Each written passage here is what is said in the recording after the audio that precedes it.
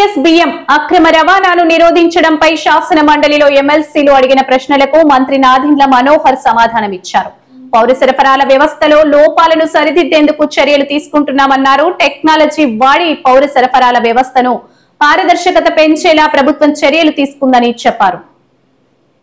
2024 June నుండి TDS బియ్యం అక్రమ రవాణా మళ్లింపుకు అరికట్టడానికి ప్రభుత్వం కఠినమైన చర్యలు తీసుకుంటుంది. అధ్యక్ష, పోలీసు మరియు నిఘా అధికారుల సమన్వయంతో పౌర సరఫరాల శాఖ ప్రత్యేక అమలు కార్యక్రమాల్లో నిర్వహిస్తోంది. జిల్లా స్థాయిలో టాస్క్ ఫోర్స్ ఏర్పాటు చేయడమైంది. అధ్యక్ష, తనిఖీలు మరియు అమలు కోసం కొత్త చెక్ పోస్టును ఏర్పాటు చేయడమైంది.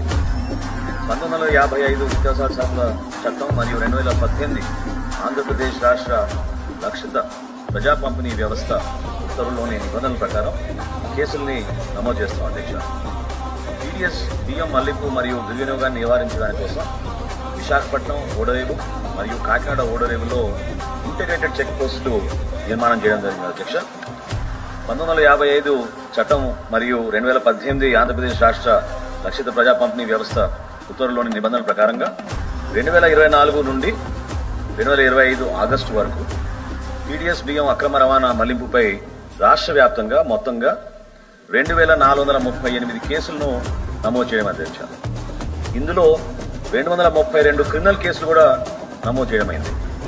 అటువంటి అక్రమ కార్యకలాపాల ప్రమేయం ఉన్న 282 వాహనాలను కూడా స్వాధీనం చేసుకోవడమైంది. అధ్యక్ష, సి ప్రశ్నకు సమాధానం. అధ్యక్ష, ఈ కాలంలో 5,65,886 క్వింటాళ్ల బియ్యాన్ని స్వాధీనం చేసుకుని దాని విలువ 254,60,00,000. అధ్యక్ష, ఈ ప్రశ్నకు సమాధానం. స్వాధీనం చేసుకున్న బియ్యాన్ని కార్యవిధానం ప్రకారంగా బహిరంగ వేలం ద్వారా విక్రయించడమైంది. ఇక్కడ ఏంటంటే అధ్యక్ష, మాకున్న చట్ట ప్రకారంగా వితిన్ 1 మంత్ ఈ బియ్యాన్ని ఆక్షన్ చేయాలనే ప్రయత్నం డిపార్ట్మెంట్ చేస్తాం. అధ్యక్ష, కానీ అనేక సందర్భాల్లో కోర్టుకు వెళ్లి ఆశ్రయించడం ద్వారా కొంచెం జాప్యం జరుగుతుంది.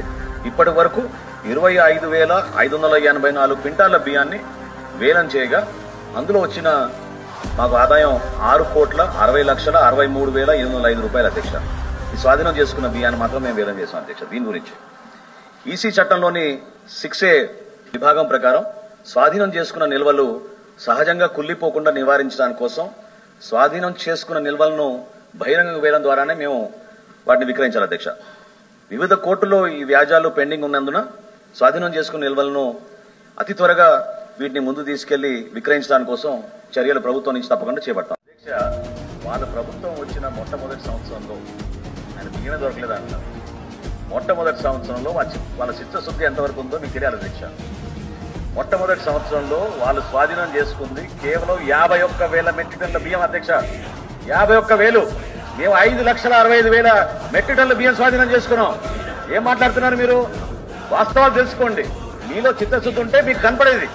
చిత్తశుద్ధి లేదు కాబట్టి, పరిపాలనలో మీకు నిజాయితీ లేదు కాబట్టి మీరు చూసుకోలేకపోయారు. ఈ వాస్తవాలన్నీ కూడా మేము గమనించే వ్యవస్థలో మార్పులు తీసుకొచ్చాం. గౌరవ ముఖ్యమంత్రి గారు కూడా ఒక సిట్ వేశారు. అధ్యక్ష, ఐజీ ఆఫ్ పోలీస్ ఆధ్వర్యంలో తప్పకుండా అది కూడా ఇన్వెస్టిగేషన్ జరుగుతోంది. రాష్ట్ర వ్యాప్తంగా లక్ష్యాల దిశగా మేము ముందుకెళ్తున్నాం. అధ్యక్ష, టెక్నాలజీని వాడుతున్నాం. ఫేర్ ప్రైస్ షాపులు తీసుకొచ్చాం. కొత్తగా మేము QR కోడ్ స్మార్ట్ కార్డ్స్ తీసుకొచ్చాం. ఈపాస్ మెషిన్స్ మార్చాం. ఈ వ్యవస్థలో టెక్నాలజీని ఉపయోగించుకుని పొరపాటు జరగకుండా ప్రజలందరికీ మేము మేలు చేయాలని, మా సరుకులు ఖచ్చితంగా క్వాంటిటీ క్వాలిటీ కానీ పొరపాటు లేకుండా ఉండాలనే ఉద్దేశంతో మా ప్రభుత్వం ముందుకెళ్తుంది. అధ్యక్ష.